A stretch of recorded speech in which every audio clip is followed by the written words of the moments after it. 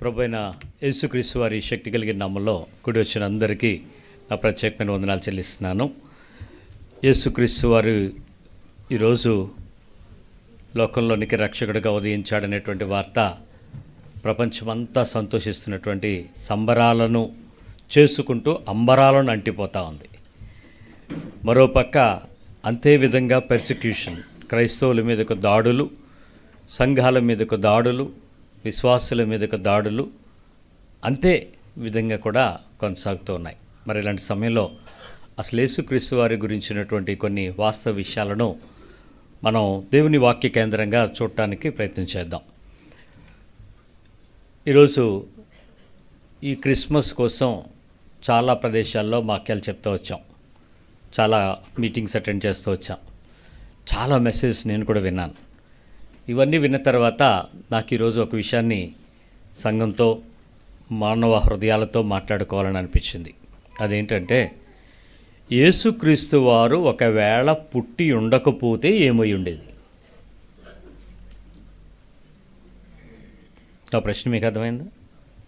ఒకవేళ యేసుక్రీస్తు వారు పుట్టాడు అని చెప్పే నీ సంతోషం, ఒకవేళ ఆయన పుట్టి ఉండకపోయి ఉంటే అసలు స్థితిగతులు ఎలా ఉండేవి, పరిస్థితి ఎలా ఉండేది, నీ జీవితం ఎలా ఉండేది ఒకసారి ఆలోచించు. How should be your life without Jesus? ఊహించండి కొద్ది నిమిషాలు ఎలా ఉండుండేదో. ఈరోజు అందరిలాగే మనం కూడా మరో రకమైనటువంటి పరిస్థితులకు సెలవు దినాన్ని వాడుకునేవాళ్ళం. లేదు ఎక్కడైనా కేకులు దొరుకుతాయా అని, బిర్యానీ దొరుకుతుందా అని మనం కూడా వెంపర్లాడుతూ ఉండేవాళ్ళం, నన్ను ఎవరైనా పిలుస్తారా అని. ఈరోజు యేసుక్రీస్తు వారి పుట్టుక నీ జీవితం మీద ఎలా ఉందో నాకు తెలియదు, కానీ ప్రపంచం మీద చాలా గొప్ప ప్రభావాన్ని చూపించిందని చెప్పాలి. మొత్తం ప్రపంచం మీద, గ్లోబల్లీ. ఎందుకంటే ఓవరాల్గా మీరు గమనించినప్పుడు 1-2 బిలియన్లు మాత్రమే ప్రభువుని అంగీకరించినటువంటి మొదటి శతాబ్దపు కాలం నుంచి 1 and 2 బిలియన్స్, జస్ట్ కొన్ని లక్షల మంది మాత్రమే ప్రభుని అంగీకరించినటువంటి ఆ తొలి దినాలలో, మొదటి సెంచరీ నుంచి కూడా ఎంత ఎక్కువ ప్రభావాన్ని ఈ భూమి మీద మనుషుల కొరకు చూపించారో అసలు మనం ఊహిస్తేనే బాధేస్తుంది. ఏంటి, యేసుక్రీస్తు ఇంత ప్రభావం చూపించాడా అని. నేను ఈ విషయాన్ని మా సోదరులు కొంతమందితో ప్రస్తావన చేస్తూ, యేసుక్రీస్తు పుట్టుక ప్రపంచానికి ఈ రీతిగా మాదిరిని, ఒక క్రమాన్ని, ఒక ఉద్దేశాన్ని బయలుపరిచింది. నువ్వు అనుకునే నీ దేవుని యొక్క పుట్టుక కానీ, గొప్పతనం కానీ ఏ రీతిగా ఎంత మాదిరిని చూపించగలిగింది అని అడిగితే, వాళ్ళు కూడా డిఫెండ్ చేసుకోవాలి కాబట్టి వాళ్ళకి కావాల్సిన విషయాలు వాళ్ళు మాట్లాడుతూనే వచ్చారు. నిజమే, నీకు తెలిసింది నువ్వు మాట్లాడటం తప్పేం లేదు. కానీ చారిత్రక ఆధారాలతో ఒక మాట మనం చెప్పాల్సి వస్తే, 2025 సంవత్సరాల వెనుకకు వెళ్ళి మనం ఈ రోజు నుంచి చూసుకుంటూ, ఇన్ని సంవత్సరాల కాలంలో కూడా out of this all the 2025 years ఈ క్రైస్తవ విశ్వాసాన్ని పొందినటువంటి అనేక మానవులు, నీలాంటి నాలాంటి సామాన్య మానవులు, డబ్బున్న వాళ్ళు కాదు, సామాన్య మానవులు ఈ భారతదేశం మీదే కాదు ప్రపంచ దేశాల మీద గొప్ప చెరగని ముద్ర వేశారు. మొట్టమొదటిది, ఏ రకమైన స్వలాభాపేక్ష లేకుండా ఆయన ఈ భూమి మీదకు వచ్చి, ఆయన ధనవంతుడై ఉండి రిక్తుడుగా ఈ భూమి మీదకు వచ్చి మనలను దరిద్రుల నుంచి, దారిద్ర్యం నుంచి ధనవంతులుగా చేయాలనేటువంటి ఆ ఆశ వాక్యంలో నుంచి తెలుసుకున్నటువంటి మన కొంతమంది వారు చేసినటువంటి అద్భుతం ఏంటంటే, పేదరికాన్ని నిర్మూలించడానికి విపరీతంగా వారి దగ్గర ఉన్నటువంటి ఆర్థిక అవసరతలను, వనరులను పంచారు ప్రపంచానికి. ఆలోచించండి, ఈరోజు ఈ పేదరిక నిర్మూలన కొరకు ధనిక దేశాలు గుప్పెళ్ళు విప్పకపోయి ఉంటే, ఆ క్రీస్తును అంగీకరించినటువంటి ఆ కొద్దిపాటి ప్రజలే ఈ ప్రపంచానికి వారు హృదయాలు విప్పకపోయి ఉంటే ఏమై ఉండేది? ఎంతటి నష్టాన్ని చూసుండేవాళ్ళం, ఎన్ని సంవత్సరాలు మనం వెనక్కి వెళ్ళుండేవాళ్ళం. భారతదేశం ఎంతసేపు బ్రిటిష్ వాళ్ళు వచ్చారు, దోచుకుపోయారు అని చెప్పేటువంటి విషయం ఎంత వాస్తవమో, వారి హృదయాలలో నుంచి వచ్చినటువంటి క్రీస్తు ఈ ప్రపంచానికి అనేక విషయాలపై చెరగని మార్చలేనంత అభివృద్ధులు కూడా తీసుకుని వచ్చారు. రెండవది, ఎవడలా పోతే నాకెందుకు, గోచి కట్టుకుని ఉండాలి, మీద వక్షస్థలాన్ని కప్పకూడదు అనేటువంటి ఆచారాలు ఉన్నటువంటి మన ప్రపంచంలో ఒక్కసారిగా చదువుకుంటే నీ బ్రతుకులు మారతాయి. ఒక మనిషి అక్షర జ్ఞానాన్ని పొందుకుంటే ఆత్మజ్ఞానాన్ని పొందుకోవటం సులభం అని ఎన్ని స్కూళ్ళు నెలకొల్పారు ఆలోచించండి. ఒకవేళ ఆ క్రైస్తవులే గనక ప్రపంచాన్ని గనక అక్షరాస్యత వైపు ఆలోచించకపోయినుంటే మనలాంటి పేదరికంలో ఉండేటువంటి అనేక దేశాలు చెప్పచ్చు మనం చారిత్రాత్మకంగా సుసంపన్నమైనటువంటి దేశమే, దేనిలోనూ వనరుల్లో మిగిలిన విషయాలలో అన్నిటిలోనూ వెనుకబడతాను. ఇప్పటికి లేదా? ఇప్పటికి మీరు మా జిల్లాలకు రండి, ఇప్పటికి ఆ వెనుకబడతనాన్ని మీరు చూడగలరు. విజయనగరం ఆ చుట్టుపక్కల మారుమూల ప్రాంతాలకు మీరు వచ్చినట్లయితే. కాబట్టి ఈ అక్షరాస్యతకు వాళ్ళు చాలా పెద్దపీట వేశారు. ఈరోజు క్రైస్తవులుగా మారినటువంటి ఆ ప్రపంచం ఈ భూమి మీదకు ఎంత సహాయం చేయగలిగారు అని అంటే, క్రీస్తుని బట్టి మూఢనమ్మకాలతో చచ్చిపోతున్న మనల్ని పరిపూర్ణమైన నమ్మకం అంటే ఏంటో, దేవుడు అంటే ఏంటో, దైవత్వం ఏంటో ఓ సంపూర్ణతను చూపించడానికి ఉపయోగపడ్డారు. మనం కూడా ఆలోచించండి. ఈరోజు ఈ ప్రదేశంలో కూర్చొని మాట్లాడుకుంటున్న మనం, ఒకవేళ యేసు ప్రభు నీ జీవితంలో రాకపోయి ఉంటే నీ ఇంట్లో ఉన్న మూఢనమ్మకాల సంగతి ఏంటి? ఎన్ని మూఢనమ్మకాలతో మనం బతికేవాళ్ళమో తెలుసా?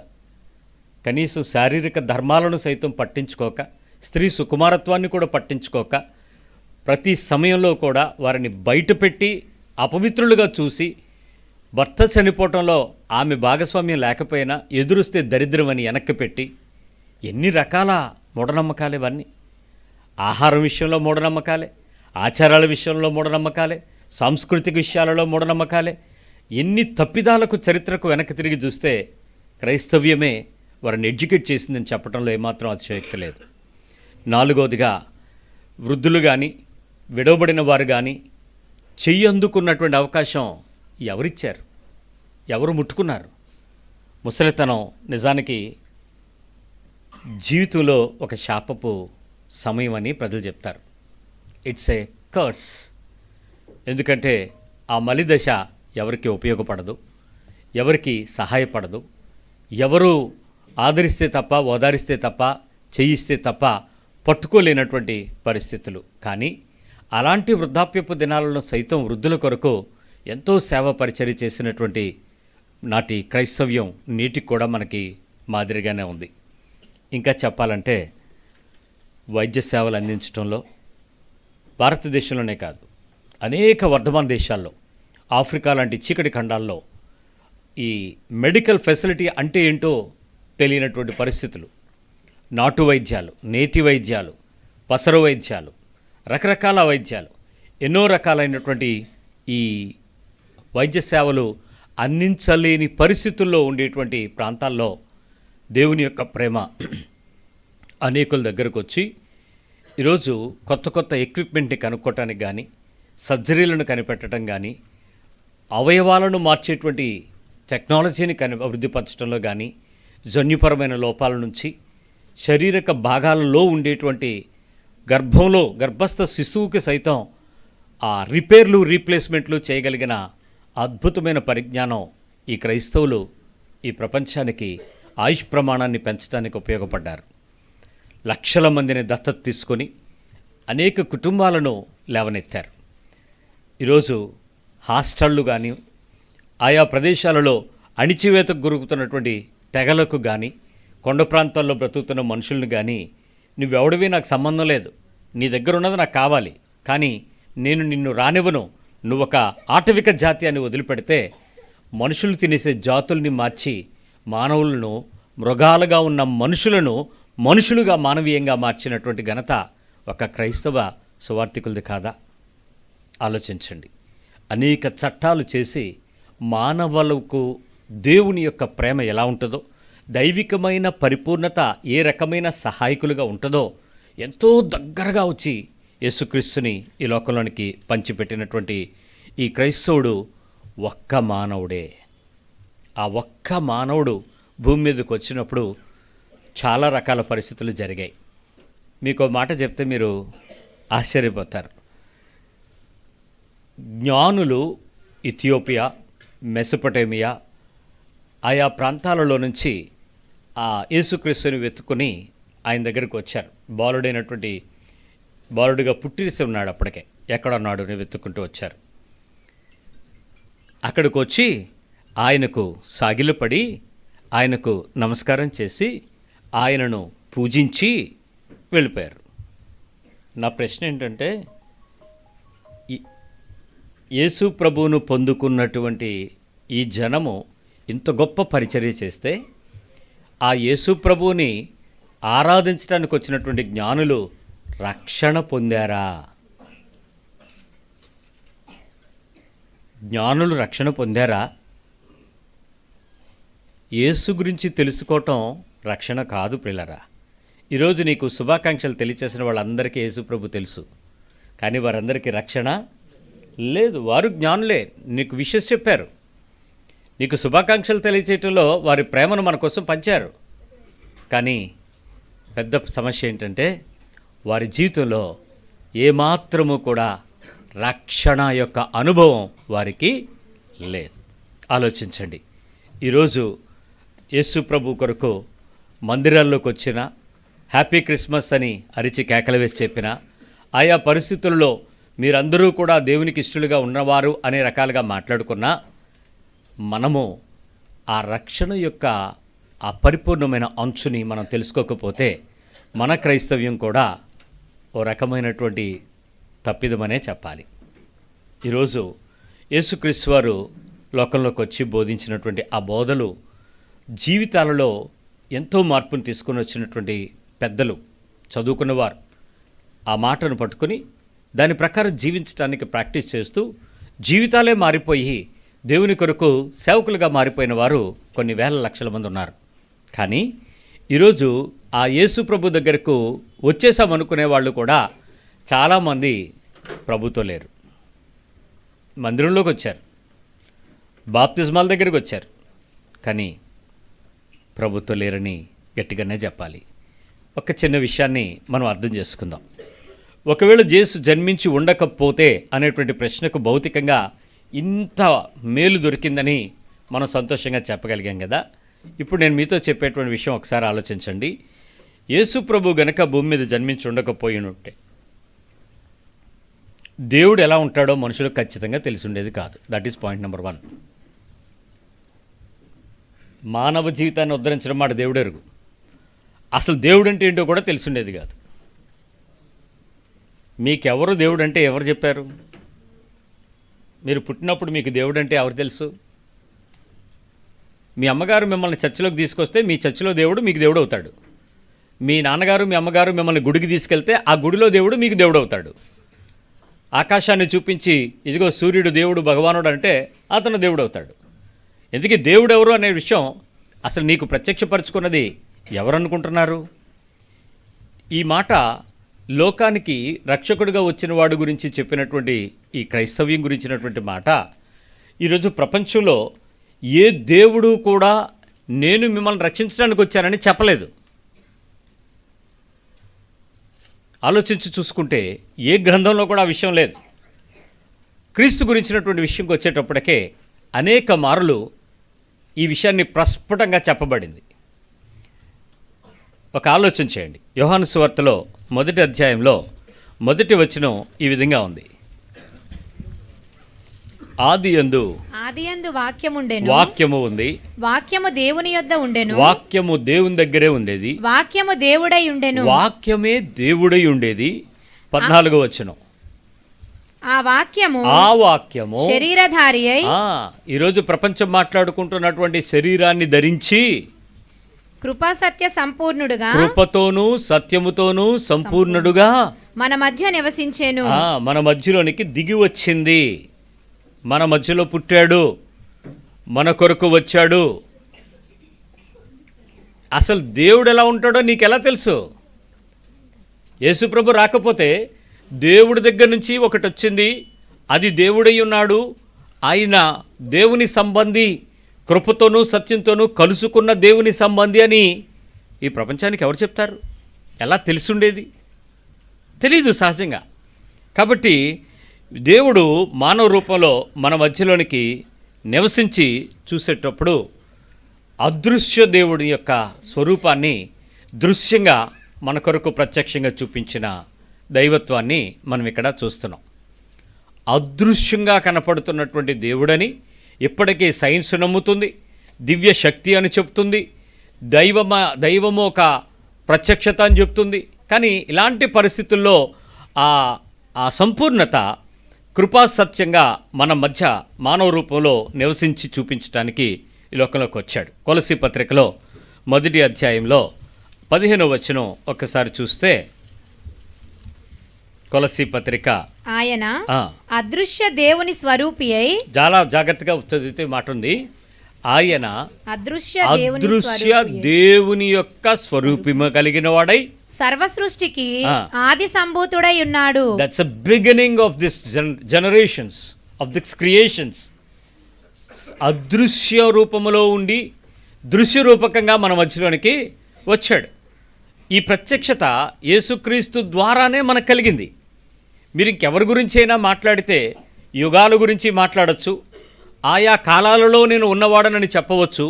కానీ వాస్తవ పరిస్థితుల్లో స్పష్టంగా ఇదిగో అదృశ్య దేవుని యొక్క సంపూర్ణత యేసుక్రీస్తు ద్వారా ఇలా వచ్చింది అని చూపించేటువంటి ఒకే ఒక ప్రత్యక్షత యేసుక్రీస్తు ఈ లోకంలో పుట్టడం ద్వారానే జరిగింది.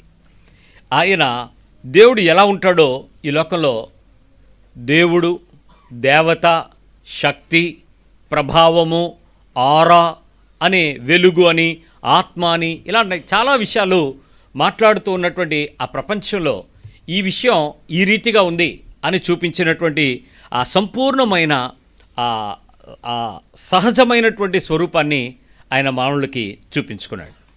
విచిత్రం ఏంటంటే ఆ దైవత్వపు నమ్మకాలు చాలామందికి ఏ రకంగా ఉన్నా సృష్టికర్తగా వచ్చినటువంటి ఆ యేసుక్రీస్తు వారు, అంటే శరీరమును ధరించుకొని అదృశ్య రూపాన్ని దృశ్యరూపకంగా కనపరచడానికి వచ్చినటువంటి యేసుక్రీస్తు వారు ఈ ప్రపంచంలో మానవులుగా ఉండేటువంటి వారిలో కొంతమంది శక్తి సంపన్నులు ఉన్నారు, ప్రభావశాలులు ఉన్నారు, జ్ఞాన సంపన్నులు ఉన్నారు, ఇంకా కొన్ని ప్రత్యక్షతలు కలిగి ఉన్నటువంటి మానవాతీత శక్తులు కలిగి వారు కూడా ఉన్నారు. వారికి చాలామంది యేసుప్రభు కాంపిటేటివ్గా కనపడతాడు. అప్పట్లోనే ఈ గారడీలు, చేతబడులు, చీకటి చిల్లంగి శక్తుల యొక్క ప్రభావాలు, దయ్యములను ఆవహింపజేసుకోవటం, ఇతరులను పీడించటం లాంటి చాలా పనులు జరిగిస్తున్నటువంటి ప్రభావ శక్తులు చాలా ఉన్నాయి. అవుట్ ఆఫ్ దట్ అందరికీ అలాంటి పరిస్థితులు ఉంటున్న కాలంలో యేసుప్రభు వారు కూడా సమకాలీన పరిచర్యలు జరిగిస్తుండేటప్పుడు కొంతమంది ఆయన అన్నారు, దయ్యములు పట్టినోడు వీడు బెల్జెబూలుతోనే దయ్యాలను వెళ్ళగొడుతున్నాడు, ఈజ్ నాట్ దట్ పవర్ అన్నారు. అప్పుడు ఆయన ఒక మాట అన్నాడు, దయ్యాన్ని ఎప్పుడన్నా వెళ్ళగొట్టుకుంటుందా?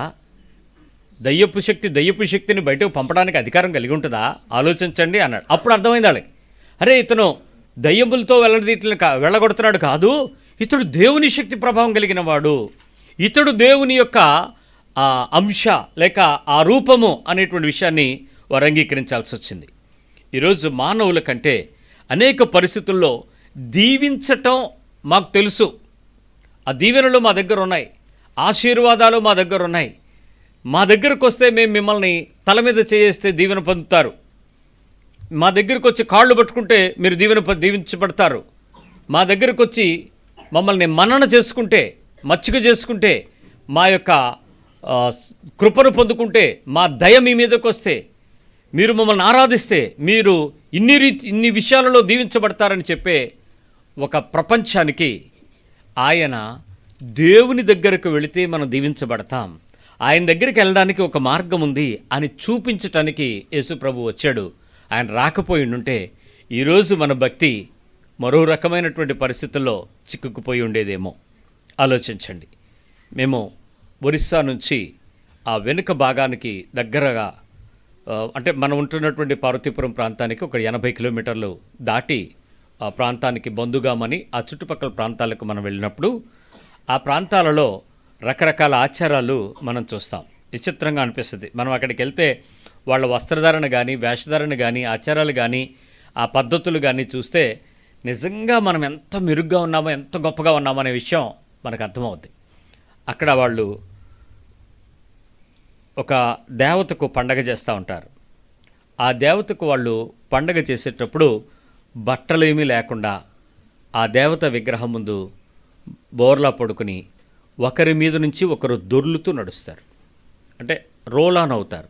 మనం ఇక్కడ పొర్లు దండాలు ఎవరి మీద పడకుండా పెడతాం.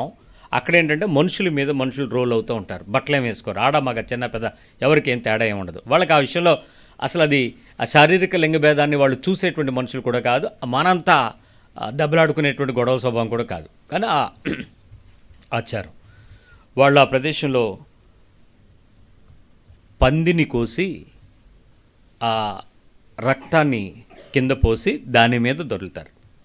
దాన్ని దొర్లేటప్పుడు ఎవరి శరీరానికి ఎక్కువ రక్తం అంటుకుంటుందో వాళ్ళకి ఆ దేవత లేక ఆ దేవుడు అంత ఎక్కువ ప్రసన్నత ఇస్తుంది అనేది వాళ్ళ నమ్మకం. నేను వాళ్ళతో మాట్లాడినప్పుడు వాళ్ళు అన్నారు, మేము మొదటిసారి పొర్లేటప్పుడే ఆ రక్తం పూర్తిగా శరీరానికి అంటుకునేలాగా మా దేవత మమ్మల్ని దీవిస్తే జీవితంలో మేము చాలా ఆనందంగా ఉంటాం. మామూలుగా ఆలోచించండి, మన శరీరాల్లో ఉన్న ఎత్తుపలాలు మనం ఇలా బోర్లాపడి తిరుగుతున్నప్పుడు అందులోనూ మట్టి మీద పోసిన రక్తం మీద ఎంతమందికి అంటుకుంటుంది అనుకున్నారు? తక్కువే కదా కొన్ని భాగాలు, కొన్ని. అందుకనే వాళ్ళు ఏం చేస్తారట, ఈ సంవత్సరం మా పాపాలు పోలేదని మళ్ళీ మరుసటి సంవత్సరం వరకు ఆ పౌర్ణమి రోజు ఎదురు చూసి మళ్ళీ ఆ పందులను కోసి ఆ రక్తంలో పొర్లుతూ ఉంటారు. ఒక్కసారి అది మీరు వింటేనే మీకు ఒక రకంగా అనిపించిందే, చూస్తే నాకు ఎలా ఉంటుంది, ఆ దగ్గర చూస్తున్నప్పుడు ఎలా ఫీల్ అయ్యి ఉంటాం. అంత జుగుప్సకరమైనటువంటి వార్త.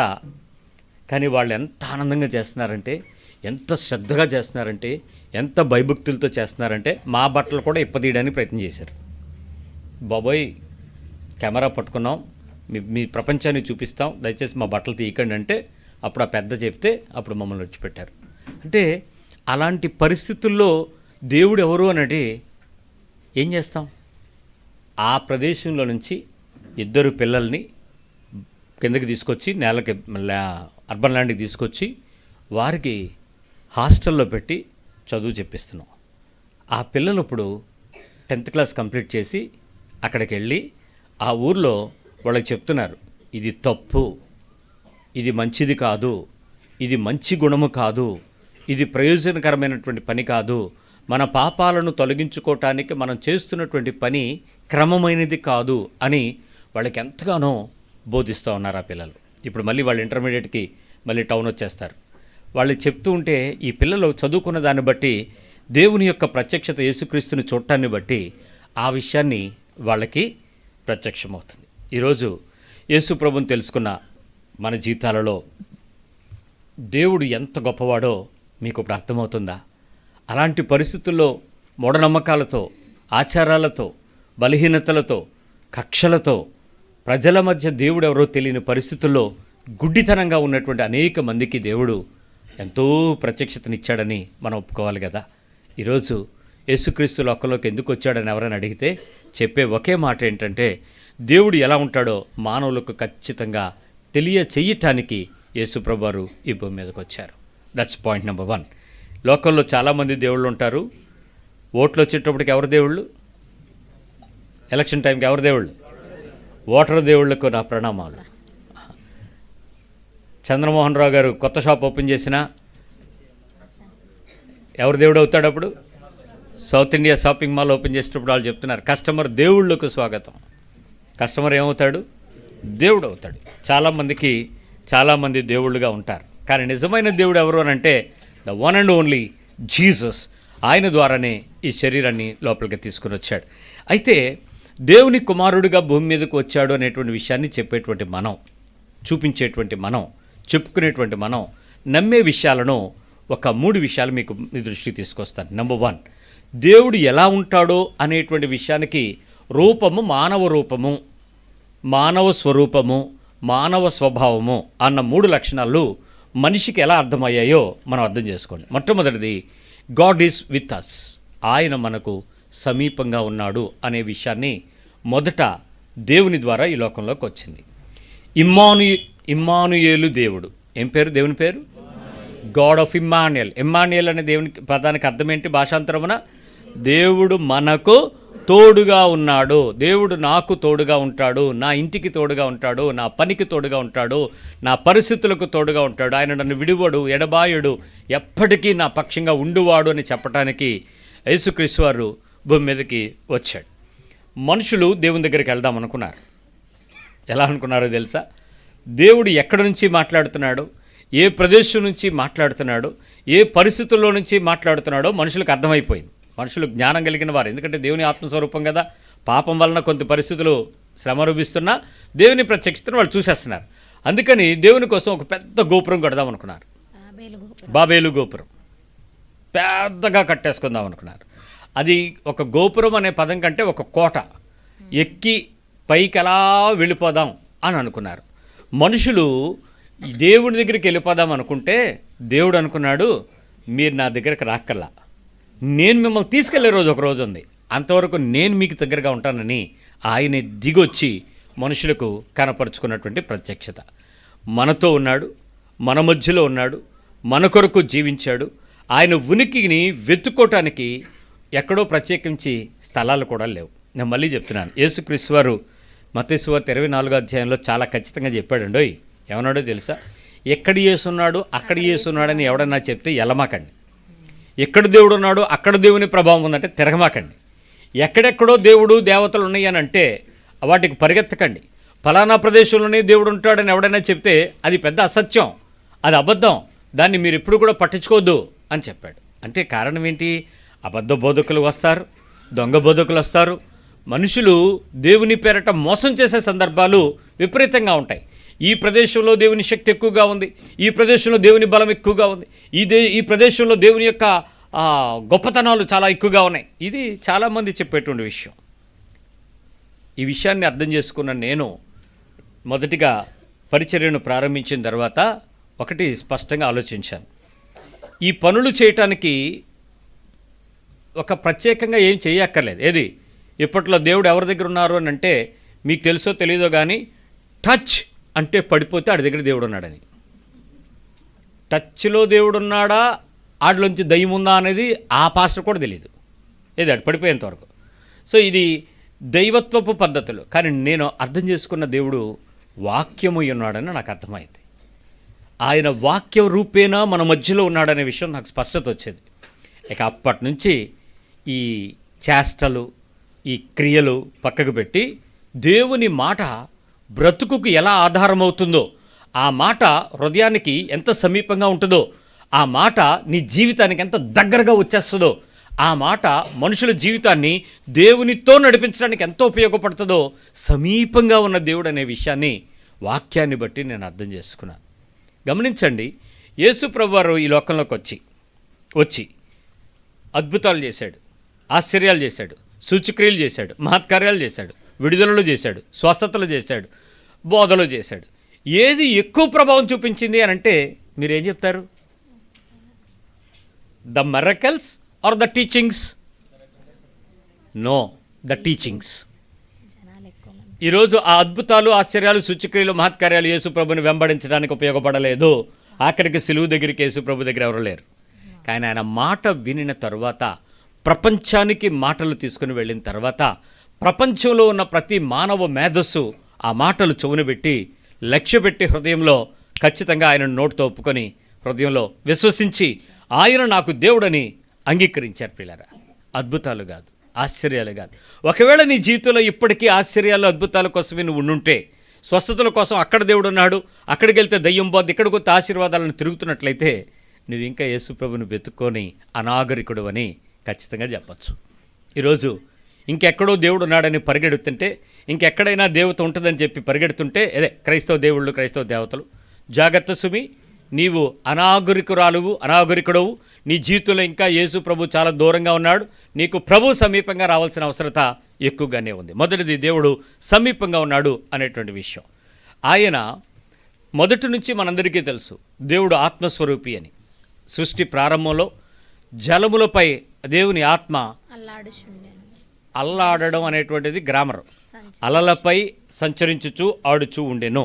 Is walking on floating. ఆయన ఆత్మ జలములపై, అంటే నీళ్లు అనేటువంటి పదం కాదు అక్కడ. అంటే ఆ హోవరింగ్ ఎలా ఉంటుందో ఆ రీతిగా జలముల ద్వారా, జలముల వలె సంచరించుచున్నటువంటి ఆ పరిశుద్ధాత్మ యొక్క ఆ సంపూర్ణత అలాగే వదిలేసి ఉంటే, దేవుని ఆత్మ ద్వారానే జరిగించాలి కార్యం అని అనుకుంటే ఓ రకంగా ఉండేది. కానీ దేవుడు అలా అనుకోలే. సమీపంగా మానవ రూపేణా రావాలి అనుకున్నాడు. So he came through the body with the flesh. నీలాంటి శరీరం, నీలాంటి రూపం, నీలాంటి పోలిక, నీలాంటి స్వభావం, everything is like you. Number 2, మొదటిది దేవుడు సమీపంగా ఉన్నాడు. 2, గాడ్ ఈజ్ లవ్. దేవుడు ప్రేమ అయి ఉన్నాడు.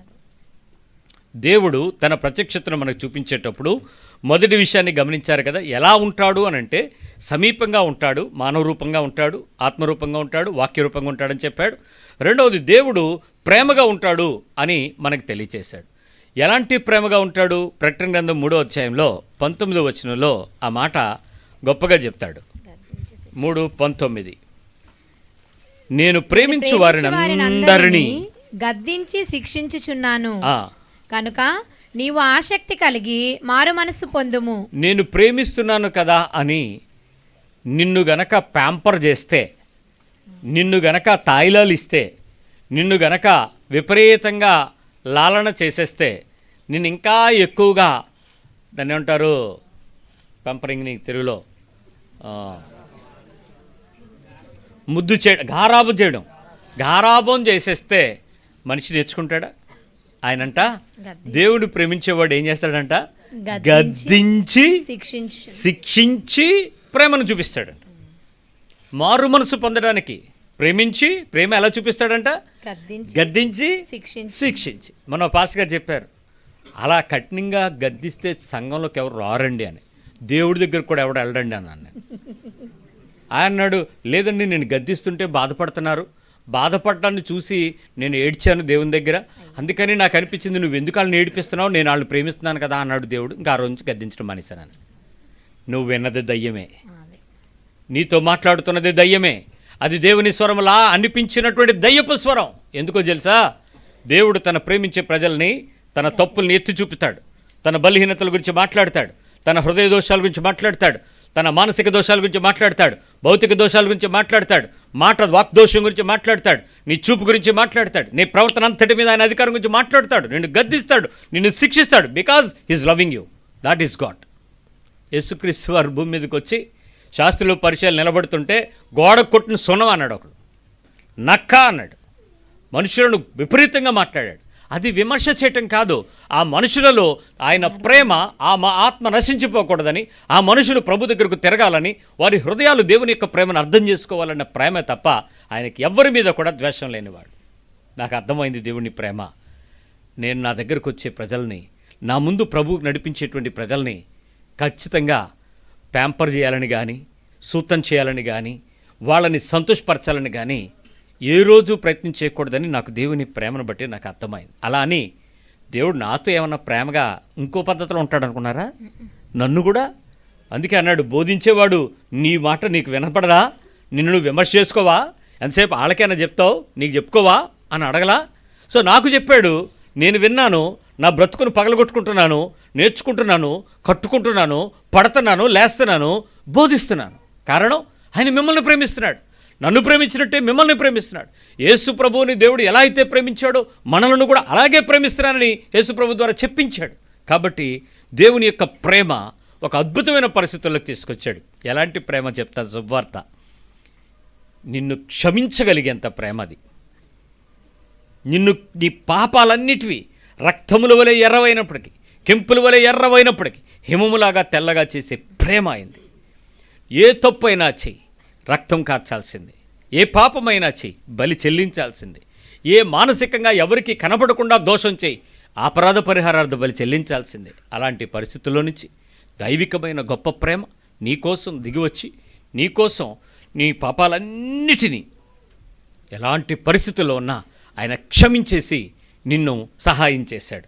ఎంత ప్రేమ అంటే, అంటరాని వాడని ఒక మనిషిని పక్కకు పెడితే నేను నీకు ముట్టుకోవటం నాకు ఇష్టమే అని కుష్ఠోడి దగ్గరికి వచ్చి చేయి చాచిన ప్రేమ. ఈరోజు మీరు ఎప్పుడైనా సాలూరు ప్రాంతానికి వస్తే TLM ది లెప్రసీ మిషన్ అనేటువంటి ఒక సంస్థ ఉంటుంది. ఆ ప్రదేశానికి మీరు వచ్చి చూస్తే భారతదేశంలో ప్రపంచంలో అత్యున్నతమైనటువంటి డాక్టర్లు, వైద్యులు ఆ ప్రదేశంలోకి వచ్చి పరిచయం చేయడానికి తహతాలాడేవారు, లైన్లో నిలబడేవారు ఇంగ్లాండ్, అమెరికా దేశాల్లో నుంచి. కారణం ఏంటో తెలుసా? ఆ ప్రదేశాల్లో దేవుని ప్రేమను చూపించడానికి మాకు ఒక అవకాశం దొరికితే బాగుండు. ఎందుకంటే అది అంటరాని తెగ. వేళ్ళు తెగిపోయి, స్పర్శ లేక, కాళ్ళు చేతుల్లో అవయవాలు కుషించిపోతుంటే వాళ్ళకి ఎక్కడి వరకు లేదో ఆ ప్రదేశానికి కత్తిరించి యాంప్టేట్ చేసి అక్కడ కట్లు కట్టి వాళ్ళకి పరిచర్య చేసి ఆ దైవికమైనటువంటి అంటరాని ప్రజలను రోడ్ల మీద వదిలేస్తే దరిచేర్చుకున్న మదర్ తెరీసా లాంటి దేవుని ప్రేమ. ఈరోజు ఎంత దేవుని ప్రేమ అయి ఉన్నాడంటే ఆచారాలకు అతీతంగా నడిపించి విడిపించి నిత్యత్వానికి భూమి మీద సామాన్యుడిగా వచ్చి కులమని కానీ, ప్రాంతమని కానీ, రంగుని కానీ, రూపమని కానీ, మతమని కానీ, ఆచారాలని కానీ, వీళ్ళు వేరొక జాతి అని కానీ, తెగని కానీ ఏ భేదం లేకుండా యేసు ప్రభు అందరికీ రక్షకుడని చెప్పించి అందరి జీవితాల్లోకి వచ్చినటువంటి గొప్ప ప్రేమ నాకు అర్థమైంది. మీకు అర్థమైందా? ఏ ప్రేమ మీకు అర్థమైంది? ఇంకా నీ ఇంట్లోనే కొంతమంది అంటరాని వారు ఉన్నారేమో, వారిని అంటుకోవడానికి నీకు ఇంకా అసహ్యమేమో, వారి ఇంటికి వెళ్ళడానికి నీకు ఇంకా దుఃఖమేమో, వాళ్ళని ఇంటిలోనికి తెచ్చుకోవడానికి నీకు ఇంకా మానసికంగా కుష్టు ఉందేమో. మానసిక కుష్టు, ఇది శారీరక కుష్టు కాదు. ఇంకా కొన్ని ప్రదేశాలలో కొంతమందితో ప్రేమగా మాట్లాడడానికి నీ హృదయం సంకుచితం కానీ కఠినత్వం కలిగిన రాతి హృదయం అయిపోయి ఉన్నావేమో. ఎక్కడుంది దేవుని ప్రేమ? నిజంగా నీకు నీ జీవితంలో దేవుని ప్రేమ వస్తే క్రీస్తు యొక్క పరిపూర్ణమైన ప్రేమను నువ్వు చూపకుండా ఉండగలవా? అలాంటి ప్రేమ పరిపూర్ణ రూపం యేసుక్రీస్తు వారు మనకు చూపించారు. మొదటిది దేవుడు సమీపంగా ఉన్నాడని, రెండు దేవుడు ప్రేమ అయి ఉన్నాడని, మూడోది గాడ్ ఈజ్ ఫెయిత్ఫుల్, దేవుడు విశ్వాస్యత కలవాడని. గాడ్ ఈజ్ సో ఫెయిత్ఫుల్, దేవుడు ఎంత విశ్వాసత కలిగిన వాడో ఒకసారి ఆలోచించండి. మా కుటుంబంలో మేము రెగ్యులర్గా ఆరాధించేటువంటి దేవతలు, దేవుళ్ళు పండుగకి మేము మూల పెట్టడానికి అవకాశం లేక మూల చూపించాలి. పెద్ద పండగకి చూపించటం అంటే చీర, వండిన పదార్థాలు, మాంసము అవి తీసుకెళ్ళి అక్కడ పెట్టి మా పితృదేవతలను తలంచుకొని దండం పెట్టుకుని ఆ దేవతను పిలిస్తే ఆమె తీసుకుంటుంది మనకు తెలియదు. మొత్తానికి అక్కడ పెడతాం. కళ్ళు మూసుకుంటే కాసేపు జరుగుద్ది ఆ పరిచర్య. ఆ రోజు ఇంట్లో వాళ్ళందరూ బయట ఉండాల్సి వచ్చింది, ఆడవాళ్ళు. అందువల్ల మగవాళ్ళని పెట్టడానికి అవకాశం లేదు. సో ఏదో పెట్టలేదు.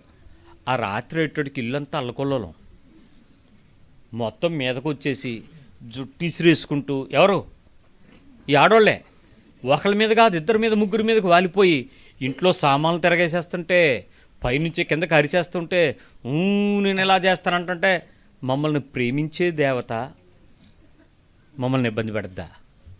ఆపలేకపోతున్నాం. ఆ శక్తి గోడను గుద్దేస్తుంది, ఈ నుంచి అటు నుంచి గుద్దేస్తుంది, టేబుల్ ఫ్యాన్లోకి ఎంటుకు వెళ్ళిపోయినాయి. అసలు ఏమో తెలియట్లేదు, ఏంట్రా ఈ శక్తి తిరగేసేస్తుంది ఇల్లంతా అని పిల్లలను బిక్కుబిక్కుమని కూర్చుంటుంటే అప్పుడు మా తాతగారిని అడిగి, ఏంటిది తిరగబెట్టేస్తుంది, ఏమైంది అమ్మకి, ఏమైంది అక్కకి, ఏమైంది పిన్నికి, ఏంటి వీళ్ళందరి మీదకి అని అంటే, దేవత దిగొచ్చింది, దేవుడు వచ్చాడు. నేను చెప్పేది అవాస్తవాలు కాదు. ఈరోజు పెట్టకపోతే భయపెట్టి పెట్టించుకుని పెట్టేంతవరకు నేను పీడించుకుని నా దేవుడు నా దేవత అని చెప్పే మీకు ఎంత తేడా ఉందంటే, ఆయన విశ్వాస్యత గురించి బైబిల్ చెప్తుంది. 89వ కీర్తన 49వ వచనం, 89:49. ప్రభువా, నీ విశ్వాస్యత తోడని నీవు దావీదుతో ప్రమాణము చేసి. ఏం ప్రమాణం చేశాడంటే దేవుడు? నీ విశ్వాస్యత తోడు, నా విశ్వాస్యత తోడని దేవుడు ప్రమాణం చేశాడంట దావీదుతో. నేను ఎలాంటి నమ్ముతానో, ఎలా నమ్మకం ఉంచుతాను నిన్ను, ఎలాంటి పరిస్థితుల్లో నన్ను నువ్వు నమ్మగలవో ఆ విశ్వాస్యత తోడు అన్నాడు. ఏమండి దేవుని ప్రజలు, దేవుడు ఇంత విశ్వాసం కలిగినవాడు కదా, మీరు దేవుడితో అంత విశ్వాసంగా ఉంటారని అడిగితే ఏం చెప్తారా? Do you have that faith as God is keeping the faith on you? మీకుందా అంత విశ్వాసం? దేవుడి మీద విశ్వాసం ఉందా? దేవుడు అంటే విశ్వాసం కాదు, దేవుడి మీద విశ్వాసం ఉందా? అచంచల విశ్వాసం ఉందా? మరణం అయిపోయి పాస్టర్ గారు భర్త చనిపోతే పలకరించడం అక్కడికి వెళ్తే పాలకొండలో పాస్టర్ గారు అంటున్నారు, నన్ను చూసి వచ్చావా నాయన, వచ్చావా, చూడటానికి వచ్చావా, నాన్న పడుకున్నాడు చూడు, వచ్చావా అయ్యగారు పడుకున్నారు చూడు, వచ్చావా, దేవుడు అన్యాయస్తుడు అంది. నేను చూడటం వరకు బాగానే ఉంది, నా పులకరింపు రెండు బాగానే ఉన్నాయి, కానీ దేవుడు అన్యాయం చేశాడు చూడంటుంది. పాస్టమ్ గారు ఏం మాట్లాడుతున్నారు మీరు? దేవుడు అన్యాయం చేయటం అసంభవం, సర్వశక్తులు అన్యాయం చేయటం అసంభవం అని ఉంది బైబిల్లో, మీరేంటా మాట్లాడుతున్నారు అంటే ఆవిడంటది, చూడటానికి కళ్ళు కుట్టాయ్యా, నేను మీ అయ్యగారు కలిసి హాయిగా సంతోషంగా సేవ చేయటం కళ్ళు కుట్టేసాయి దేవుడికి, ఆయన తీసుకెళ్ళిపోయాడు. అరే, ఆయన తన విశ్వాస్యతతో అంటాడు మనిషిని తీసుకెళ్ళిపోయాడు అనేటువంటి ఉగ్రత నీకు తాత్కాలిక ఎడబాటు, కోపాన్ని, బాధను కలిగించవచ్చుగాక, బట్ రియల్ థింగ్ ఏంటి? The God is so faithful to you. నిజంగా దేవుడు తన విశ్వాస్యతను గురించి నీతో చెప్తే నువ్వు అందుకోగలవా, పట్టుకోగలిగావా? అంత విశ్వాస్యతతో అన్నాడు. నువ్వు ప్రార్థనకు రాకపోయినా, ప్రార్థన చేయకపోయినా, ఉపవాసం ఉండకపోయినా, కానుకలు ఇవ్వకపోయినా, దేవుని మందిరానికి నీ కుటుంబం కనబడకపోయినా, దేవుని పరిచర్యలో బాలిభాగస్సులో కాకపోయినా, దేవుని సన్నిధిలో నీవు మొర్ర పెట్టలేకపోయినా, అంగలార్చకపోయినా, ప్రార్థించలేకపోయినా, స్తుతించలేకపోయినా, ఆరాధించలేకపోయినా, ఏమైనా అడిగాడో నిన్ను? నువ్వు ఒక్కసారి ప్రవ్వా అనగానే ఉన్నవాడు, అనువాడు, చూచుచున్నవాడు, చేర్చుకునేవాడు. అది విశ్వాస్యత. ఎంత గొప్ప విశ్వాస్యత రా! ఎంత విచిత్రమేంటి తెలుసా? ఎవడి నొప్పాడు పడాలా, ఎవడి ఆకలాడి తీరాలా, ఎవడి నిద్రాడు పోవాలి. ఈ మూడు మీరు ఎవరైనా తెచ్చగలరా? నీకు బదులు ఇంకొకటి ఎవడని తెచ్చగలడా? ఎవడి పాపము వాడే భరించాలి. ఇలాంటి పరిస్థితుల్లో ఇలాంటి స్థితి కలిగి ఉన్నటువంటి పరిస్థితుల్లో దైవికమైన గొప్ప కృప ఏంటో తెలుసా? ఆశ్చర్యమైన దేవుని ప్రేమ ఏంటో తెలుసా? మీరు అర్థం చేసుకోవాల్సిన విషయం, నీవు ఇక్కడ కూర్చుని ఎవడి కొరకో ప్రార్థన చేస్తే అక్కడ దేవుడు సమాధానం ఇస్తాడు. ఏంటి ఆయన విశ్వాస్యత? ఎక్కడ కూర్చుని దేవుని నువ్వు మనసులో అడిగితే ఆ ప్రదేశంలో దేవుడు ఫిజికల్గా కార్యం చేస్తాడు. ఎక్కడది ఆ ప్రేమ? ఇది గాడ్, ఇది నిజమైన దేవుడు. కాబట్టి ఆలోచించు, ఎంత గొప్పగా దైవికమైన పరిపూర్ణతను ఆయన ఇవ్వగలడో మనం అర్థం చేసుకో. 117వ కీర్తనలో కూడా మొదటి వచనంలో ఆ మాట చెప్తాడు, యెహోవా కృప మన ఎడల హెచ్చుగా ఉన్నది. యెహోవా కృప మన ఎడల ఎలా ఉంది? హెచ్చుగా ఉంది. It's a high most. ఆయన విశ్వాస్యత నిరంతరము నిలుచును. ఎప్పుడు ఉంటుంది? నిరంతరము. It's not a monsoon time, it's not a spring time, ఫలానా వాతావరణం, ఫలానా కాలం కాదు. ఆయన కృప, ఆయన విశ్వాస్యత నిరంతరము ఉంటుందట. నువ్వు ఎలాంటి పరిస్థితుల్లో వచ్చినా, ఎలాంటి స్థితిలో వచ్చినా, ఎలాంటి స్థాయిలో వచ్చినా, ఎలాంటి దుఃఖంతో వచ్చినా, ఎలాంటి ఆనందంతో వచ్చినా, ఆయన విశ్వాసత నీ కొరకు సదాకాలము ఉంటుంది అని దేవుని మాట చెప్తుంది. 119వ కీర్తనలో 138వ వచనంలో కూడా చెప్తాడు, 119:138, నీతిని బట్టి పూర్ణ విశ్వాస్యతను బట్టి, పూర్ణమైన విశ్వాస్యతను బట్టి నీ శాసనములను నీవు నియమించితివి. ఆయన ఎలా నియమించాడో తెలుసా? ఆయన కమాండ్స్ ఎట్లా వచ్చాడో తెలుసా? నీతి మరియు పూర్ణ విశ్వాస్యతను బట్టి. అంటే నీ జీవితానికి అవి నష్టం కలిగించవు, నీకు కష్టాన్ని కలిగించవు, నీకు దుఃఖాన్ని కలిగించవు, నీకు వేదనను కలిగించవు, నీకు అసమాధానాన్ని కలిగించవు, నీ జీవితానికి అవి కష్టంగా కనిపించవు. కానీ అది ఆయన విశ్వాస్యతను బట్టి నీ కొరకు ఒక పర్ఫెక్ట్ కమాండ్మెంట్స్ ఇచ్చాడంట. అందుకే బైబిల్లో ఉన్నటువంటి ఆజ్ఞలను మీ బ్రతుకులకు గనక త్రోవలకు మార్గంగా మార్చుకున్నట్లయితే మీరెప్పటికీ నష్టపోరు. అది అలా ఉంది కాబట్టి అని నువ్వు చేయటానికి ఇష్టపడితే అది ఎప్పటికీ నీకు డ్యామేజ్ అవ్వదు. జాగ్రత్త. అంత విశ్వాస్యతతో ఆయన మనకు ఆపత్కాలంలో నమ్మదగిన తక్షణ సహాయకుడుగా, అన్ని సమయాలలో ఉన్నవాడుగా, ప్రతి దుష్టత్వం నుంచి కూడా నిన్ను రక్షించేవాడిగా ఉన్నాడు. ఆలోచించండి, ఎంత విశిష్టత కలిగిన వాడంటే, దుర్మార్గులు మారారా యేసుప్రభు నమ్మిన తర్వాత, నాలాంటి గర్విష్ఠులు మారారా, పొగరుబోతులు వదులుకున్నారు, వ్యభిచారులు, మాంత్రికులు, జూదగాళ్ళు, దొంగలు, హంతకులు, ప్రభువు మాటను బట్టి వాళ్ళ జీవితాలు మారడానికి కారణం ఏంటి? ఆయన విశ్వాస్యతతోడు. ఆయన దగ్గరికి వస్తే నిన్ను నాశనం చేయడు, నిన్ను పాడు చేయడు. అలాగని ప్రభు దగ్గరికి వచ్చి ఇంకా దుష్టత్వం నుంచి నిన్ను కాపాడుతున్నాడు అని అంటే నీకు ఇంకా ప్రభు పరిచయం అవ్వాలి. ఆ విషయం గుర్తు చేసుకో. ఇప్పుడు మొదటి విషయం మీతో చెప్పాను, దేవుడు ఎలా ఉంటాడో మానవులు ఖచ్చితంగా చూపించడానికి వచ్చాడు. ఒకవేళ రాకపోయిండుంటే దేవుడు ఎవరో నీకు తెలిసేది కాదు. రెండో విషయం చెప్తున్నాను, దేవునితో సంబంధం ఎలా ఎప్పటికీ ఉండాలో మార్గమే తెలిసేది కాదు మానవుడికి. సంబంధం, the right relationship with God, మనిషికి దేవునితో ఎలాంటి సంబంధం కలిగి ఉండాలో అనేటువంటి విషయం ఎప్పటికీ తెలుసుకునేవాడు కాదు మానవుడు. దేవుని యొక్క రాకడే గనక శరీర రూపంగా మనకు జరగకపోయి ఉంటే ఎలాంటి పరిస్థితుల్లో సంబంధం ఎలా ఉండాలి దేవునితో అనేది ఆలోచించండి. నా మట్టుకు నేను చెప్తున్నాను, గుడికి వెళ్తాము ఆ రోజు శుక్రవారం అంటే, లేకపోతే శనివారం అంటే, లేకపోతే పలానా సోమవారం అంటే పొద్దున్నే లేచిపోవటం, తలస్నానం చేయటం, శుభ్రంగా కడుక్కోవటం, కుంకుడికాయ పులుసు, ఇప్పట్లో షాంపూలు వచ్చినాయి, అప్పట్లేవు, కుంకుడికాయ పులుసుతో పుల్లుగా తోముకోవటం, మురికంతా పోయింది అనుకోవటం, అమ్మయ్య అని ఆరబెట్టుకోవటం, కొత్త బట్టలు వేసుకోవటం, లేకపోతే ఇస్త్రీ బట్టలు వేసుకోవటం, గుడికి వెళ్ళటం. నేను వెళ్ళి దేవుని సన్నిధిలో నిలబడ్డాను, దేవుని పేరటత ఆ కార్యక్రమాలు క్రతువులు చేసుకోవటం, వచ్చేయటం. కానీ నాకు దేవునికి సంబంధం నాకు ఎప్పుడు కలగల, ఆ ఫీలింగ్ నాకు కలగల. ఈరోజు చాలామంది వాళ్ళ ఒంటికి వాళ్ళ పేర్లే పెట్టేసుకుంటారు, దేవుని పేర్లు దేవతల పేర్లు పెట్టుకుంటారు, కానీ ఆ సంబంధం దేవునితో ఉందా అని అడిగితే ఏం చెప్తారు? కానీ నేను క్రైస్తవుడిగా, ఒక విశ్వాసంతో ఉండేటువంటి క్రైస్తవులకు ఖచ్చితంగా నేను అడగగలను, చెప్పగలను.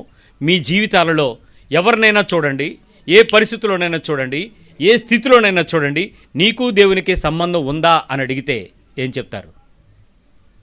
ఉందని చెప్తారా, లేదని చెప్తారా?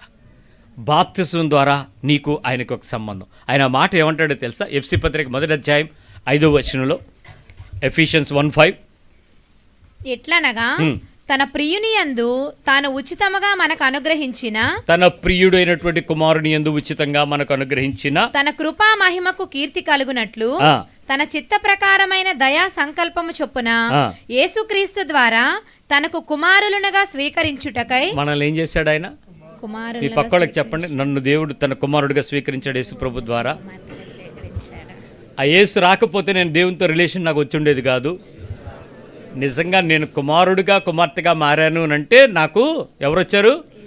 తన కృపా సంకల్పం చొప్పున ఆయన కుమారుడిగా రాకపోతే నీకు కుమారత్వం లేదు, మనము పిల్లలుగా మారలేం.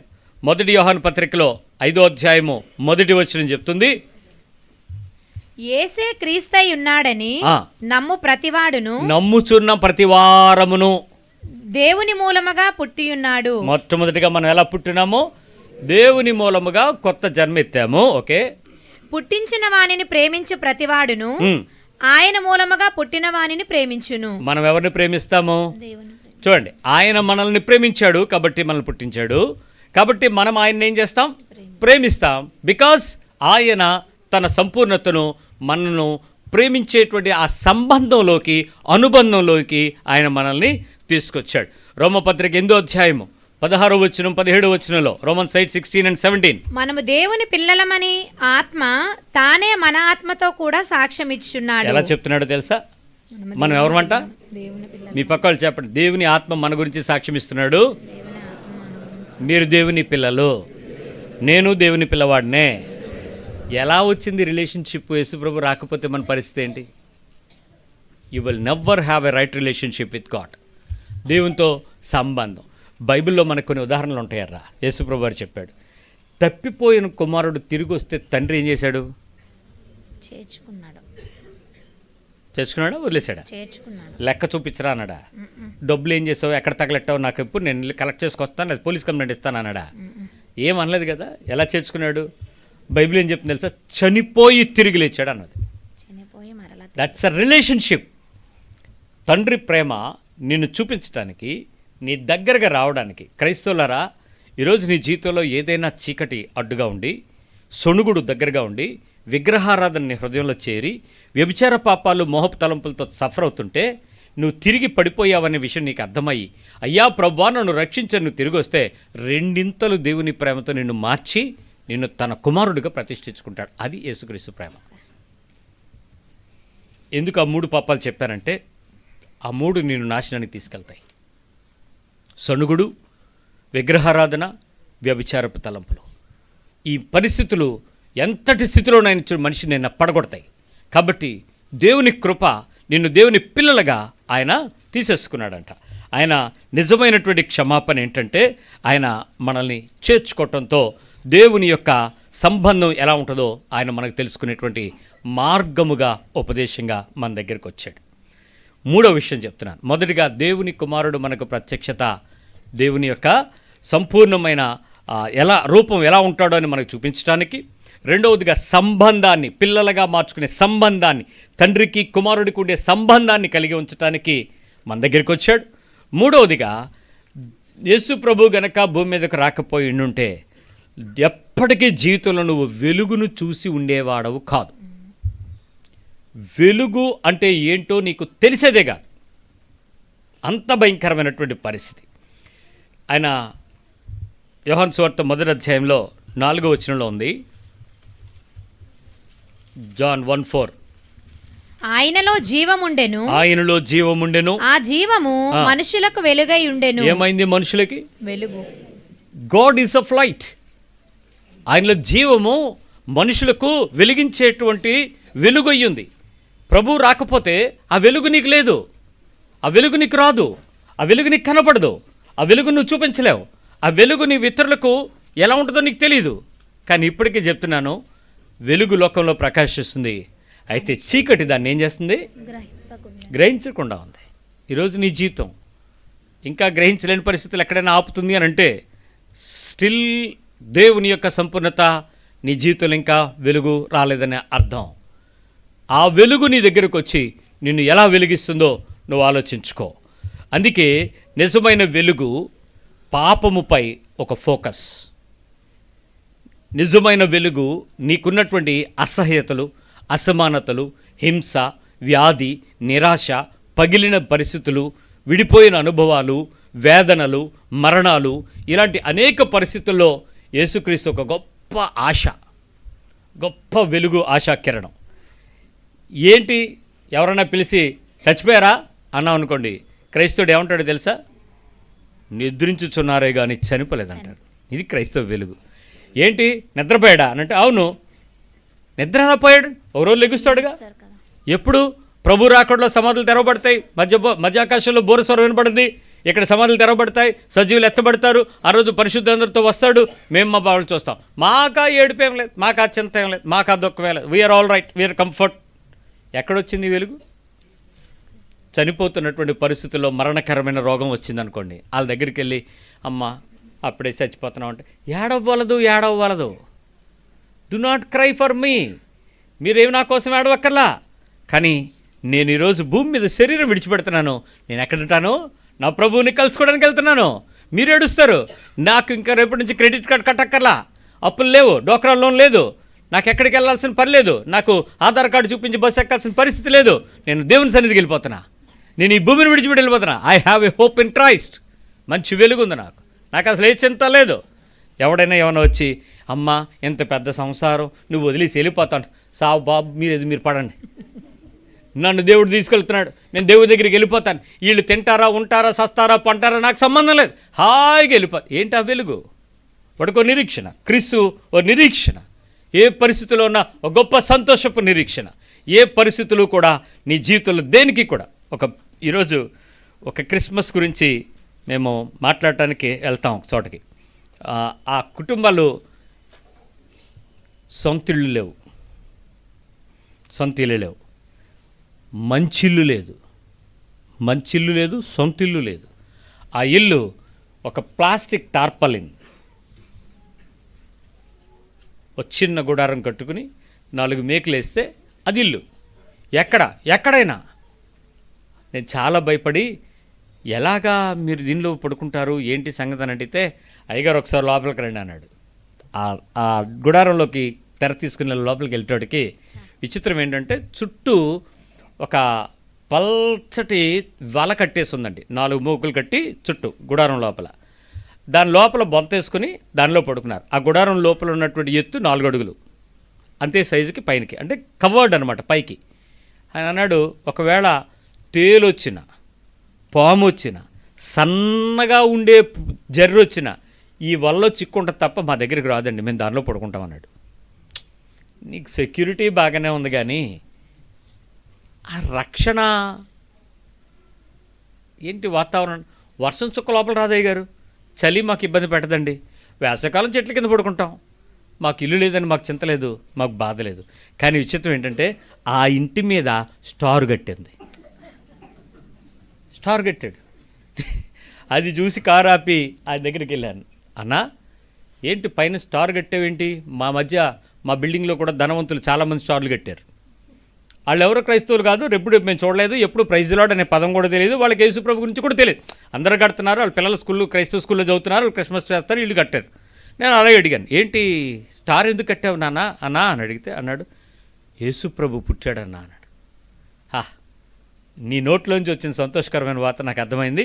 నేను కూడా యేసు ప్రభుని తెలుసుకున్నాను, మన ఇద్దరు కూర్చొని మాట్లాడుకుందాం అని అంటే కాసేపు మాట్లాడుకున్న తర్వాత ఎంత ఆత్మీయమైనటువంటి విషయం ఏంటంటే, చీకటిలో ఉన్నటువంటి బతుకు ఈరోజు వెలుగుగా మారడానికి కారణం ఆ యేసు ప్రభు పుట్టుకన్నా అన్నాడు.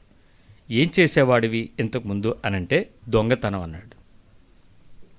పగలు రెక్కి చేసేవాళ్ళం, అలా తిరుగుతూ ఏ ఇల్లు తాళం వేసిందో సవరాలు అమ్మేవాళ్ళం, అవి ఇవి అమ్ముతూ ఉండేవాళ్ళం, కొంటూ ఉండేవాళ్ళం. అలా తిరుగుతూ వెళ్తూ ఏ ఇల్లు తాళం వేసిందో, ఏ ఏరియాలో ధనవంతులు ఇల్లు ఉందో, ఏ పరిస్థితుల్లో ఒక పూట 2 పూటలు చూసేవాళ్ళం, 2 వారాలు చూసేవాళ్ళం, ఏ రోజుల్లో ఎక్కడ ఉండో చూసేవాళ్ళం, మంచి గురి చూసి రాత్రి రోజు లేపేసేవాళ్ళం. కానీ ఈరోజు నిజాయితీగా బతుకుతున్నామన్నా, యథార్థంగా బతుకుతున్నామన్నా, ఆ వెలుగు మా జీవితానికి ఒక ఆశాకిరణాన్ని ఇచ్చింది. రేపు అనే దాని గురించి మాకు చింత లేదు, మాకు కలవరం లేదు, భయం లేదు, సంతోషంగా మేము సమృద్ధి జీవితంలోకి వచ్చేసామన్నా. ఈ స్థాయి రక్షణ యేసుప్రభులోనే కదా ఉంటుంది అని అడిగాడు. చాలా చక్కటి క్రిస్మస్, చక్కటి ప్రసంగం, చక్కటి సాక్ష్యం, చక్కటి విందు ఆ ఇంటితో కాసేపు గడిపి ఆనందంగా రాగలిగాం. ఈరోజు నీ జీవితంలో అలాంటి ఆశాకరణమైనటువంటి క్రీస్తు కలిగి ఉన్నావా? మొదటి విషయం చెప్పాను, ఆయన రాకడ దేవుడు ఎలా ఉంటాడో మనకు తెలియచేయటం, ఆయన రాకడ మనిషికి దేవునితో సంబంధాన్ని తెలియచేయటం, ఆయన రాకడ మనిషిని చీకట్లో నుంచి వెలుగులోనికి తీసుకురావటం. ఈ 3 విషయాలకు యేసుప్రభు లోకంలోకి వచ్చాడు. మరి మీకు తెలిసినా తెలియకపోయినా ఒక విషయం మీకు చెప్పాలి. ఆర్థికమైన పరిస్థితుల్లో సతమతమవుతున్న మనకి అప్పులు ఉన్న వాళ్ళు ఎంతమంది ఉన్నారు ఇక్కడ? చెయ్యొద్దంటే మళ్ళీ నేను చూడలేనేమో, వద్దులే.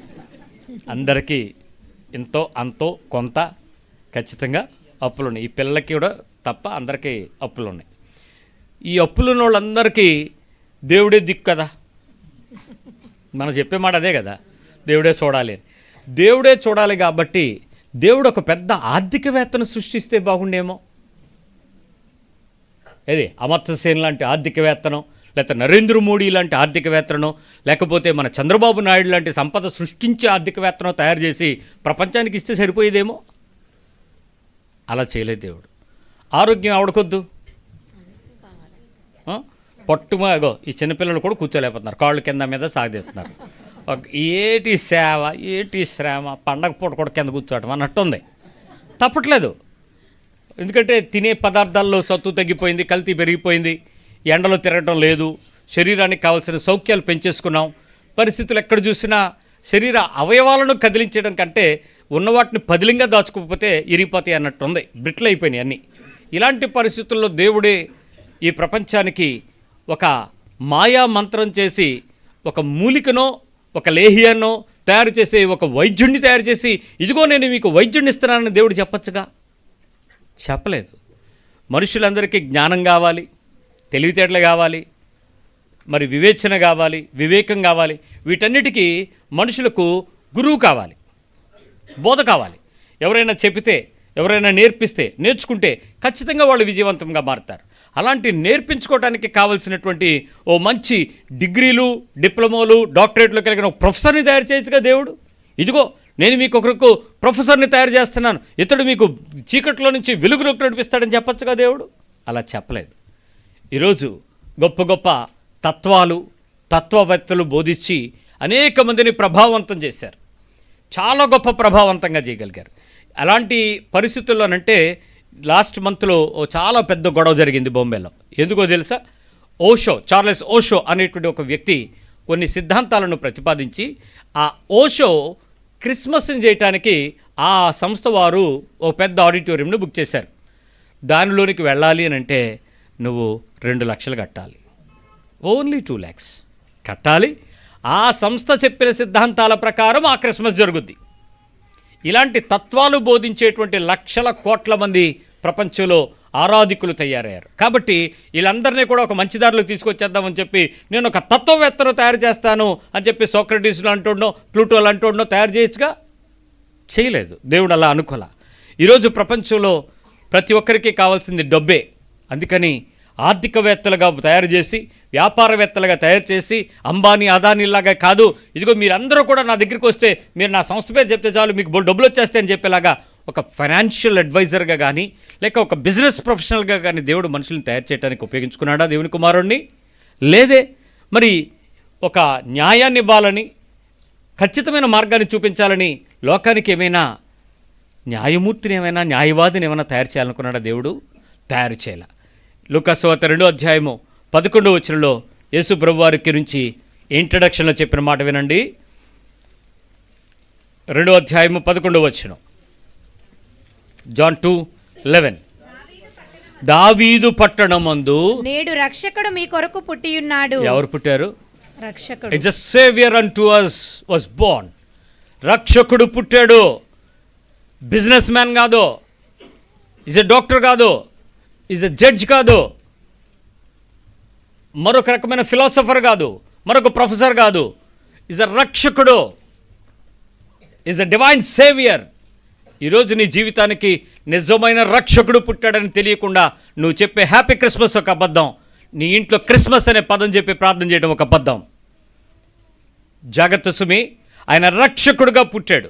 యేసు ప్రభువు, మీరు మత్తయి సువార్త 2వ అధ్యాయం 1వ వచనం చదివితే ఆయన పుట్టిన తరువాత జ్ఞానులు అక్కడికి వచ్చారని రాస్తుంటుంది. 2:1 ఆయన చదువు. రాజైన హేరోదు దినములయందు యూదయ దేశపు బెత్లెహేములో యేసు పుట్టిన పిమ్మట, that is not the minute. మీరు టీవీలు చూసి, సినిమాలు చూసి, ఈ రీళ్లు చూసి పాడైపోయారు. యేసు ప్రభు పుట్టిన వెంటనే అక్కడికి వెళ్ళిపోలేదు. ఆ ప్రదేశంలో ఎలా జరిగిందో ఆ వర్తమానాన్ని వివరించడానికే నేరేషన్ని ఆ రీతిగా వివరించబడింది. అప్పటికి ఆయన పుట్టేసి చాలా కాలం అయిపోయింది.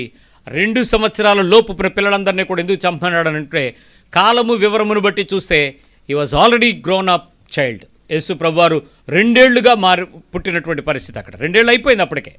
ఆ తర్వాత ఆయన దగ్గరికి వచ్చి వారు సమర్పించుకుని వెళ్ళారు. గమనించండి, యేసు ప్రభు పుట్టినప్పుడు ఏ అద్భుతాలు, ఆశ్చర్యాలు, సూచక్రియలు, మహత్కార్యాలు చెప్పలా. ఈరోజు మీ అందరికీ ఒక శుభవార్త ఏంటంటే ఆయన పిల్లవాడుగా ఉండినంతసేపు సెలబ్రేషన్స్ ఏమీ లేవు. కాబట్టి ఆయన పిల్లవాడని మీరు గెంతులేసినా ఆయన మిమ్మల్ని ఏం అంటలా, వదిలేశాడు. కానీ ఆయన పెరిగిన వాడుగా, ఆ పండగలకు అతీతంగా ఉండవలసిన వాడుగా, ఆ పండగలను అమావాస్య దినాలను ఆచరించొద్దని చెప్పిన వాడిగా నీ జీవితాలలో దాన్ని పండగగా దండగగా చేసే ఏ ఒక్క ఖర్చైనా నువ్వు తీర్పులోనికి రాకుండా వదలదు. జాగ్రత్త. నువ్వు గుర్తుపెట్టుకోవాల్సిన ఆ సంపూర్ణత ఇక్కడే ఉంది. మీరు ఆలోచించండి, మత్తయిలో ఆయన గురించినటువంటి వర్తమానం మొదటి భాగంలో ఇలా చెప్పి అసలు దాని గురించి పెద్ద ప్రాముఖ్యత ఇవ్వకుండా మిగిలిన విషయాలకు వెళ్ళిపోయాడు. మార్కులో ఆయన చేసిన కార్యక్రమాలే రాయబడ్డాయి, పుట్టిక ప్రాముఖ్యత కాదని చెప్పబడలేదు. లూకాసు వార్తలో చరిత్ర ఆ ప్రదేశంలో ఉండే చక్రవర్తికి రాస్తున్నాడు. డాక్టర్ గారు ఘనత వహించిన థియోఫిలా అని మొదలుపెట్టాడు. It's a gospel to the emperor. ఆ చక్రవర్తికి, ఆ గ్రీక్ చక్రవర్తికి రాస్తున్నాడు. సో చక్రవర్తికి హిస్టారికల్గా రాయాలి కాబట్టి హిస్టరీ అంతటిని తీసుకొస్తూ ఇలా పుట్టాడు అని చెప్తూ ఇప్పుడు మనం చదివినటువంటి వాక్యభాగము 2వ అధ్యాయంలో చెప్తూ 40వ వచనం చూడండి. 2nd chapter 40, Luke 2:40, లూకా 2:40. బాలుడు జ్ఞానముతో నిండుకొనుచు, ఎలా చెప్పేశాడు చూసారా? Short the story. జ్ఞానంతో నిండుకున్నాడు, ఎదిగి బలము పొందుచుండెను. 42వ వచనం. ఆయన 12 ఏండ్ల వాడై. ఏమైంది అక్కడి నుంచి? అన్ని సంవత్సరాలు మారిపోయినాయి. 12 ఏళ్ళు. ఎందుకు హిస్టరీలో ప్రతి విషయం రాయబడలేదో తెలుసా? బర్త్ రికార్డ్ అయ్యింది, ఆయన పెరగడం రికార్డ్ అయ్యింది, ఆయన ఎదిగిన తర్వాత ప్రత్యక్షంగా ప్రజలకు కనపడడం రికార్డ్ అయింది, ఆయన డెత్ రికార్డ్ అయింది, ఆయన రిజరెక్షన్ రికార్డ్ అయింది. ఆయన ఈ భూమి మీదకి వచ్చి చేసిన ఈ చర్య జీవిత కాలపు ప్రమాణాలకు మాదిరిని చూపించింది పరిశుద్ధ గ్రంథం. కేవలం పుట్టుక దగ్గర ఆగిపోలేదు. కాబట్టి ఇప్పటికీ మీరు క్రిస్మస్ దగ్గర ఆగిపోతే ఆయన రిజరెక్షన్ ఎప్పుడు చూస్తావు? ఆయన సెకండ్ కమింగ్కి ఎప్పుడు రెడీ అవుతావు? మొదటి రాకడ క్రిస్మస్, 2వ రాకడ భూమి నుంచి నువ్వు ఎత్తబడడానికి రెడీగా ఉన్నావా? That is the Christmas. ఈరోజు విశ్వాసి జీవితంలో ఆయన మన దగ్గరకు వచ్చి ఏ ప్రత్యక్షతనైతే చూపించాడో ఒకే ఒక ప్రత్యక్షత చెప్తున్నాడు. నువ్వు వెంబడించాల్సింది ఆయన రక్షణను, నువ్వు వెంబడించాల్సింది రక్షకుడను, నువ్వు వెంబడించాల్సింది ఆయన రక్షణ వాక్యమును మాత్రమే. రక్షించు వాక్యము మీకు లంగరు వలె కాపలా కాస్తూ ఉంటే మీరు ఆచారాల చుట్టూ తిరుగుతారా? పండుగలు పబ్బాలను తిరుగుతారా? సుఖాలు సంతోషాలను తిరుగుతారా? అక్కడ దేవుడు ఇక్కడ దేవతని తిరుగుతావా? ఈరోజు నీ హృదయము దేవుని వైపు తిరిగి నిజమైన రక్షణను అనుభవించేదిగా, ఆనందించేదిగా, అందుకునేదిగా, హత్తుకునేదిగా, అది అవును ఈ రక్షకుడు నా రక్షకుడు నన్ను రక్షించాడు కాబట్టి అని దేవుని యొక్క ప్రేమను చూపించే రీతిగా ఈరోజు ఈ పండుగ దినం అని చెప్పబడే ఈ రోజుని మనం ఆలోచిద్దాం, ఆచరిద్దాం. సెలవులు ఇచ్చారు కాబట్టి మీరు చర్చికి వెళ్ళరా అని ప్రతి ఒక్కడు అడుగుతాడు. ఈరోజు చూడండి, మీరు ఇంటి దగ్గర ఉండండి, అసలు ప్రపంచం మిమ్మల్ని ఊరుకోదు. ఎంత నవ్వుతారంటే వెళ్ళలేదు మా చర్చి పెట్టరు అని అంటే ఎలా ఉంటుంది? తప్పు మీది కాదు, నాది అవుతుంది. పాపం నేను చేసిన నవ్వుతాను. నేను మధ్యాహ్నం పార్వతీపురంలో ఆరాధన మధ్యాహ్నం పెడదామని చెప్పి మాట్లాడుతూ ఉంటే నాకు 2-3 సూచనలు సలహాలు చెప్పారు. అన్నయ్య మధ్యాహ్నమా అన్నది. ఏంటి అంత డేలాగా మాట్లాడుతున్నారు ఏంటంటే, మీ చర్చి పొద్దున ఉండదా అని అడుగుతారు. ఓ పక్క మా ఇంటి పక్కన ఆర్సీఎం చర్చ్ ఉంది, అది నేను రాత్రి నుంచి ఉంది. రాత్రి నుంచి గంటలు కొడతానే ఉన్నారు. ఆ పక్కింటోళ్ళు ఈ పక్కింటోళ్ళు నాకు ఫోన్ చేసి, అలీగారు గారు కొంచెం ఆ చర్చ్ వాళ్ళకి చెప్పండి ఏంటి వినలేకపోతున్నామని. మరి ఏమంటే సంవత్సరానికి వాళ్ళు చేసుకునే పండగ చర్చ్ ఉంటుందని తెలిసి ఇల్లు కొనుక్కున్నావు, ఇప్పుడు నిన్ను ఖాళీ చేయమని మూసేయమని ఎలా చెప్తామండి అని అంటే, ఏదో మీ మాట వింటారేమో అని ఆశ. నువ్వు చెవులు తెరవబడకపోతే నీకు అది నొప్పి, ఒక్కసారి తెరవబడితే నీకెంత దీవెనది. ఆ స్వరము, ఆ శబ్దము, ఆ పాట, ఆ స్తుతి, ఆ ఆరాధన నీకెంత కమ్మగా ఉంటాయి. నేను ఇంటి పక్కనే ఉండి మందిరంలోకి వెళ్ళకపోయినా అంతా ఊహిస్తూ కూడా దేవుని ఆరాధించడం ఎంత గొప్పగా ఉంటుంది అని అంటే, ఆవిడ అంటది మీరేదో ఒకటి చెప్తారండి మాకంట. నేను నిజం చెప్తానండి, అబద్ధాలు ఆడను. లేనిది ఉన్నట్లు కల్పించడం బైబిల్ చెప్పదు. ఒకప్పుడు బతుకది, అబద్ధాలు చెప్పుకునే బతుకు ఒకప్పుడు ఉంది. కానీ ఇప్పుడు వాస్తవాలు చెప్పాల్సింది. నీకు అర్థం కాగిన అవగర్థం అయినా వాస్తవం గమనించు. ఈరోజు లోకము నిన్ను ఒప్పుకుంది, నువ్వు దేవుని దగ్గరికి వచ్చావని, దేవునితో ఉన్నావని. కానీ వాళ్ళు భ్రమలో ఉన్నారా? నువ్వు వాస్తవంలో ఉన్నావా? హ్యాపీ క్రిస్మస్ అన్నారంటే వాళ్ళు ఏమంటున్నారు? నీరు నమ్ముతున్న యేసు ప్రభు లోకంలో పుట్టాడని నీకు శుభాలు చెప్పారు. అవునా కదా? పుట్టాడా? ఉన్నాడా? నీకు పరిచయం ఉందా? నీకు తెలుసు ఆయన ఎవరో, ఎలాంటోడో, ఎందుకు వచ్చాడో, ఏం చేశాడో, ఏం చేయాలో నీకు తెలియకుండానే ప్రపంచము నీకు శుభాలు చెప్పేటప్పుడు ఒక ప్రశ్న వేస్తుంది. నిజంగా యేసుప్రభు పుట్టాడని నేను ఒప్పుకుంటున్నాను, నువ్వు నమ్ముకున్నావని. నువ్వు నిజంగా నమ్మావా? ఆ రక్షకుడు నీ జీవితంలో ఉన్నాడా? తలలు వంచండి, ఆ రక్షకుడును హృదయంలోకి ఆహ్వానిద్దాం.